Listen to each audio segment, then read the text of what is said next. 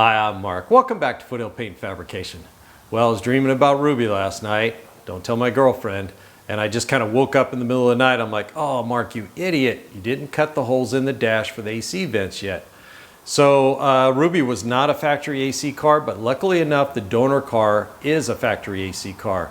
So we're going to take a field trip out to that poor car. It is cut up, beat up. There's parts off of Ruby I've thrown in there. There's parts from it.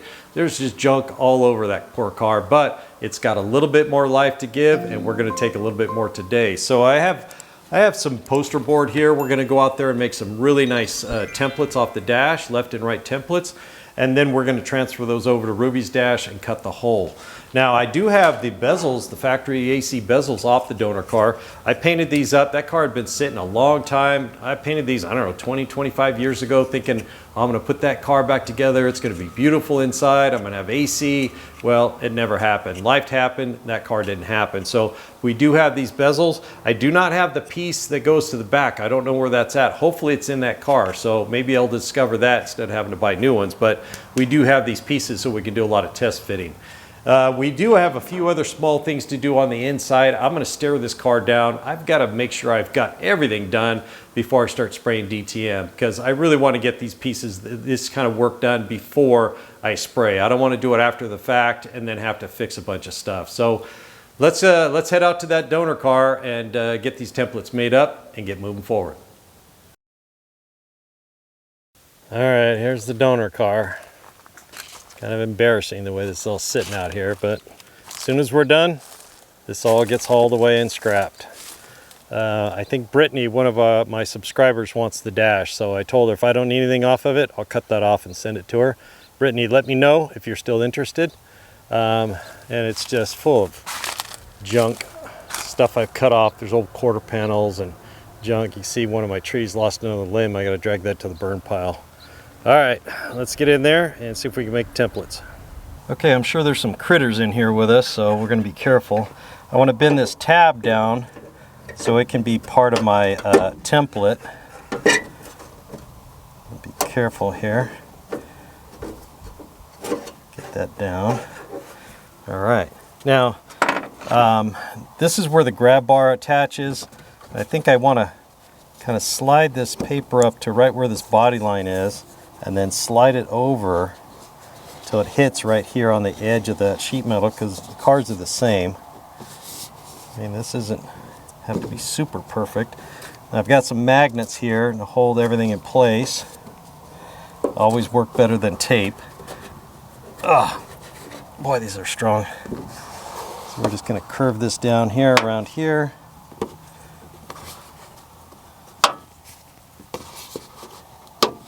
And then I'm going to reach back there with an ink pen instead of a felt pen, and we're going to trace it up real nice. Okay, luckily I can reach through where the heater box goes and mark this thing out. I'll just push that up to Ruby right here. We'll line it up with the edge right here, and that should be good. And then all we have to do is cut that, what we just traced out on the underside there. There we go. I think that's going to work out pretty good. All right, the last thing to do is get a couple of critical measurements. We're going to go right to the edge, right where it rolls. Transfer that over to the template. And we'll also get the measurement from here down to this flat spot right here, so I know how high and how far over, just in case. Okay, I got the template all cut out, the dimensions transferred over to it. Before we go any farther though, look what I found. I was just crawling around on the driver's side and this was sitting right in front of me. So that's the part I was just talking about. It slides right in here and traps the ball down inside here. So if there's one in there, I should be able to find the other one, right? These are, you can still get these, I'm pretty sure, from Ames Engineering, Pontiac Engineering. I think they're about $70 or more. So if I don't have to buy them, great. I just got to clean that thing up really well. But pretty happy to at least find one so far without even hardly looking. So what I did was I put tape on here, as you can see, so we can put some marks on here easily. And I transferred the dimension from the bottom of the hole to the bottom of the dash. And I just drew a line, and then I did the same thing from the dimension over, from this edge over. So if we line this up, you know, we have to flip it over. And I also cut this to match the inside of that dash cutout. And if we put that right up here just like that, it is looking pretty darn good. So we've got that lined up, we've got the bottom lined up. So all we have to do is get some magnets on here, trace this out, mark the 2 holes, and then figure out how we're gonna cut this out nice and clean. All right, I think we're gonna go ahead and use the little Harbor Freight reciprocating saw here. The blade's pretty good, but to get it started, we're just gonna have to get the old cutoff wheel out.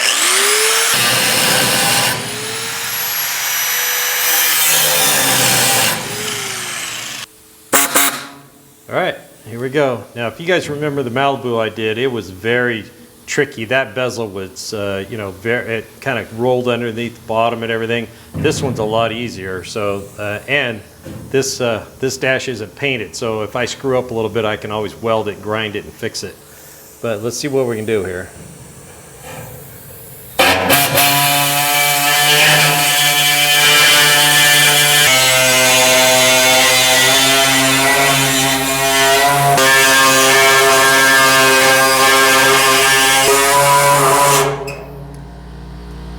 That went pretty good.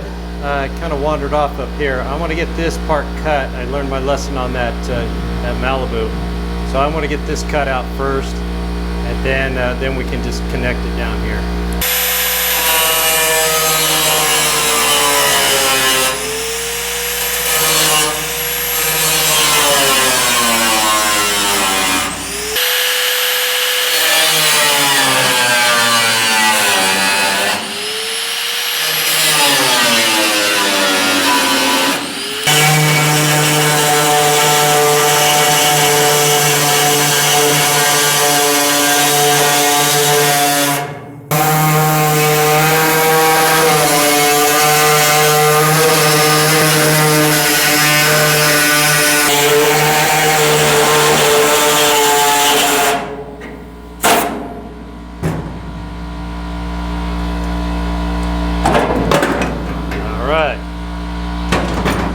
Prettiest cut in the world, but pretty good. I think I'm going to take a file and just kind of deburr this a little bit, get this tape off here, and we'll see if that thing's going to fit.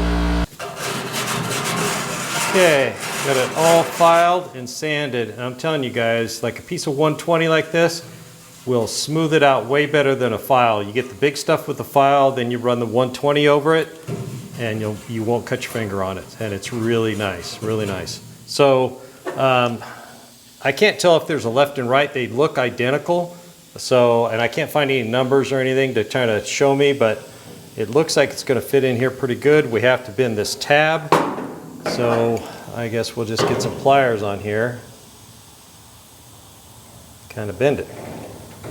I just don't want it to, you know, distort up here because there isn't much lip to cover right there. You know what I mean? So around the sides here, we're pretty good. Down here, we're pretty good. But right up here is a little more critical. So I'm going to try to bend that very close to the edge here. All right, how are we going to get it the rest of the way? All right, I think these might do it. I'll fit through the hole here. Should have paid better attention to how far it was bent on the other car before I bent them up straight so to make the template.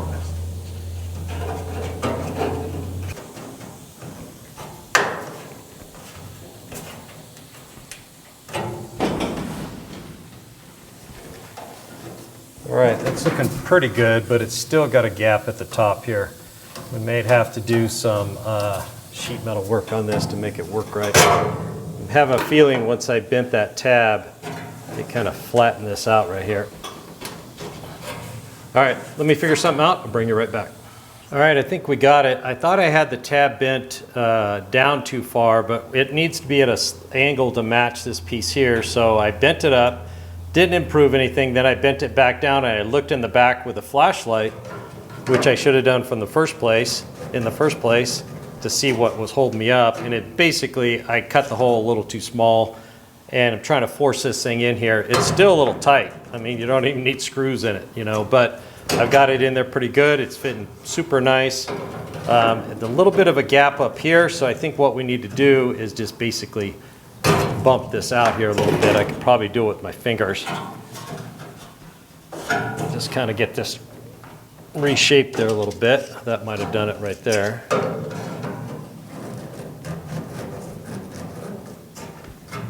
Oh yeah, that's perfect. I can't even get my fingernail underneath most of it, and I'm sure it didn't fit that great from the start. The screw should pull that sheet metal in right here and close that little tiny gap I get my fingernail in. Now, I had the holes marked, but I didn't want to drill them just off the template. I figured I'd get this piece in, get a little tiny drill bit, and drill right in the center of each one of these mounting holes. So let's take care of that right now, and this one will be just about done. Okay, I've got it installed. Looks like it's right in the perfect position. Both screw holes look like they're exactly vertical to one another. So I think we'll just take a Sharpie and we'll go right up inside the hole here and mark it. And we'll just pull that off.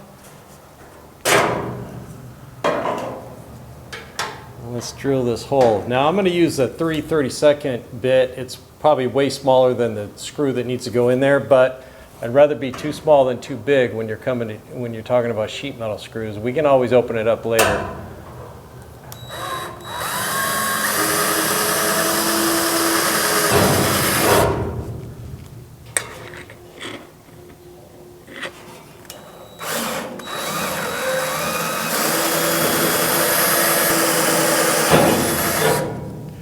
All right.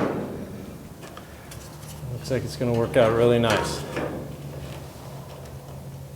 Perfect. Both holes line up in the mounting holes. All right, that one's done. I'm going to knock out the other one on the other side real quick, and then we can move on to a few other small things we need to bust out inside here. Okay, got that done. Went a lot quicker on the second one, of course. The second one's always easier. Fits in there really nice, and they look great. The balls are sticking out a little too far. The felt in each one of them is kind of worn out, so I'll put new felt up in there, and we'll get those balls in. They're recessed just a little bit more than that, but they look fantastic. I really like it to get the factory AC vents in there. Those will be really the only ones blowing on the driver and the passenger. There's usually a center vent there. I don't think I'll do that. I think I will plumb that down into the console, and then it'll blow out down towards the feet, and then we'll have the other tube go all the way back to the back here and have a couple of vents, small ones just pointing up to the rear seat passengers. But yeah, that looks good. All right, let me clean this mess up and we're going to move on. All right, so what has to be the last thing to do on the interior, I certainly hope, is make a plate for the speaker right here. Now, I had thought about putting a 6x9 there. I went back and forth. I want that to be a center channel mid-range, and so then I just kept looking and looking, and I found the original plate that goes on there, and if you see it here, it's just two small speakers kind of dangling there on this bracket right here. Well, I'm going to be running probably 3.5-inch speakers, which with much bigger magnets, and I just don't think that's a good idea. So we need to make an aluminum plate that'll go from here, run parallel to the speaker grill right there, and then maybe put some studs in the top of the dash here or something to bolt it to so it's nice and secure. So that's what we're going to be working on right now. But I just reminded myself, I noticed the other day when the car was upside down, I forgot to take this molding off. That's what the headliner glues to and what the interior windshield molding clips to. So that needs to come off too. Hopefully it's not rusted underneath there. The stripping agent at Bose got inside there, but we need to get that off too. I'll do that off camera. So let me get a piece of aluminum. I think I've got something laying over there, and then we'll measure it up and figure out what we need to do. Okay, if we measure across here at about 9.5 inches of clear space between the defroster vents right here, and if we go this way, we need, oh, I don't know, 6 inches, 6.5 inches. So let me check out some aluminum I got laying around, and I'll meet you back over at the bench.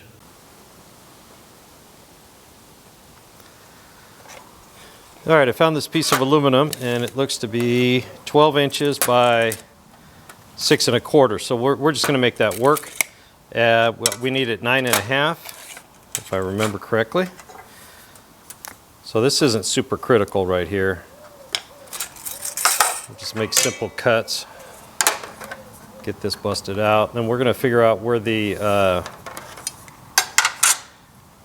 that angle is. We need to bend so we can at least mount that up there and figure out where the other mounts need to be. I'm going to go ahead and cut this real quick, and then I'll bring you back. We'll figure out what angle we need right here. All right, I can't get my angle finder in here. It's too long, so we'll just use the profile gauge here. Gotta jam it up in here, figure out what that angle is.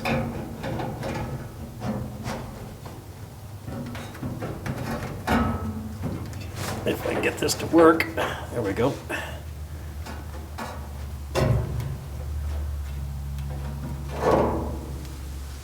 All right, so that angle right there is what we need.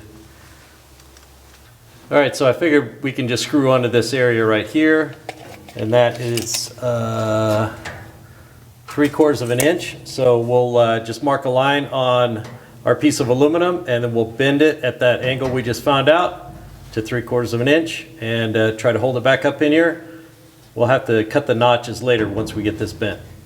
Okay, let's see if we can get this bent up. I've got the aluminum 3/4 of an inch over onto the table. Piece of 1x1, 120 wall, just clamped down to it, so it's not super critical. 2x4 to help you spread the load here a little bit. Put my massive amount of weight on it.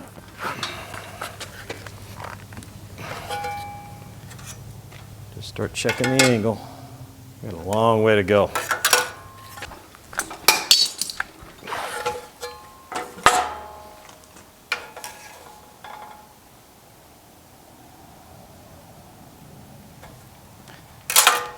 That looks pretty good. Yeah, it looks pretty parallel. Not bad for the side of a bench. All right, let's go see how it fits.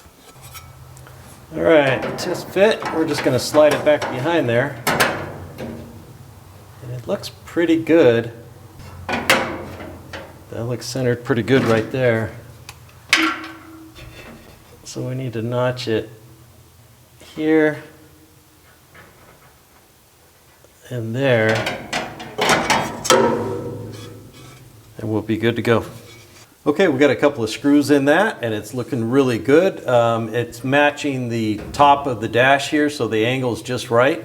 So the next thing we need to do is add a couple of tabs, I think here and here, because this is going to be a little bit of floppy with the weight of those speakers on there. So I found some, I think this is 18 gauge, 19 gauge, and I just made a couple of tabs, and I think what we'll do is weld them in above the plate, and then just maybe drill a hole in this, weld a nut on there, and then put that up here, and then the plate will just go up, and we'll put a screw or a bolt up through there, and that should hold it up nice and secure. It'll be out of the way of the dash panels going in. Any controls over here will be below it, and it should be no problem. So let me go ahead and get this worked up. I'll find a couple of small nuts to weld on here.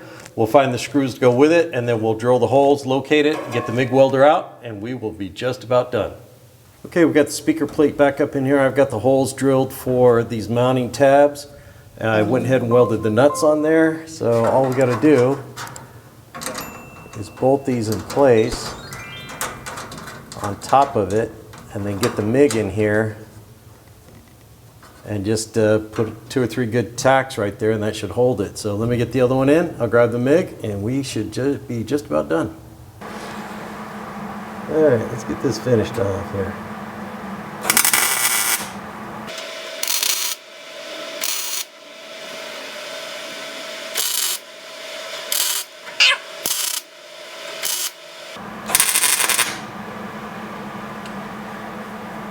Okay. Got a hot dingleberry in my armpit. That wasn't comfortable. All right, it's looking good. Let me get the clamp off, and we'll take a good look at it. Okay, the speaker plate installed, or at least the tabs for it. So they came out really good, and it shouldn't interfere with anything. I'm not sure what speakers I'm going to be putting in, but they will be at least a 3.5 inch round mid-range speaker. They may be able to mount onto the plate from the top side and then put it up in there, or we may mount it from the underside. I'm not sure yet, but we should be okay on clearance on everything else. but we'll figure that out later. But we got the tabs in, we got that job done. Okay guys, I just spent quite a bit of time just sitting in the car, looking all over, trying to find a hole that needs to be welded in, a tab that needs to be welded on, any major work that would stop us from starting to prep for some DTM. And I really can't find anything. I found a couple of things, and I'll do those off camera real quick. So you guys remember I made this mock-up for the trunk interior, and I got tabs welded in across the bottom for it, but I never did the ones back here. So I'll do that real quick. I just need a couple of quick tabs. I'm pretty sure I'm going to use a little Velcro hook and loop on each half, and just kind of Velcro it down. It shouldn't take much to hold that in place. So that'll be pretty easy to do. I kind of looked inside and out just to make sure I didn't miss anything, and I did find one hole over here. The antenna hole where the wire went through on the grommet is right here, and so I need to cut a patch and get that welded in too.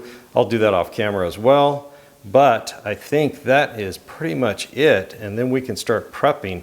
There is a hole up here where they drilled to let the air out when they were dipping it. I'll weld that from the outside. And then that's pretty much it. So I'm pretty happy to get moving along on this thing. I will not start prepping the interior for DTM until I get the exterior ready, because once I condition it, sand it, do everything else, then it's more susceptible to rust. And I don't want to get it prepped and then take 2 or 3 weeks to get the outside ready and then have that start flash rusting or something. So we're going to hold off on that, prep it just before we're ready to spray. Okay guys, that pretty much wraps up this video and taking care of some of the final details on the interior. I'm thinking we're done. I mean, the AC vents, that would have been not so good if I had forgotten those. And the tabs for the speaker grill, sure, I could have done it later, but why not now, right? Just get it out of the way. But I've really scoured the car now. I'm pretty sure I'm not gonna wake up in the middle of the night with, oh, I didn't do that. So we're gonna call the interior done, ready for prep. So now we're going to move on to the exterior. I've got some leading to do around the filler panel, some other stuff I want to do before we start prepping that as well. But we're getting close, finally. Thanks for joining me here at Foothill Paint Fabrication. Don't forget to hit the like and subscribe button if you haven't already. Mash that bell and drop me a comment. I'd love to hear from you. We'll see you on the next one.